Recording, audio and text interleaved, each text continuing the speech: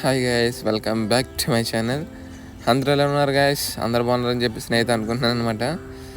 Topic వచ్చేసి ఏంటంటే మన దుర్గమ్మ విగ్రహాలు అయితే చూడడానికి అయితే వెళ్ళాం అనమాట. విగ్రహాలు వచ్చేసి చాలా అంటే చాలా బాగున్నాయి, అలాగే లుక్ కూడా బాగున్నాయి అనమాట. మీరు దుర్గమ్మ విగ్రహం పెట్టారో లేదో కామెంట్ చేసి అయితే చెప్పేయండి. ఫుల్ వీడియో అయితే పూర్తిగా చూసేయండి, ఓకే.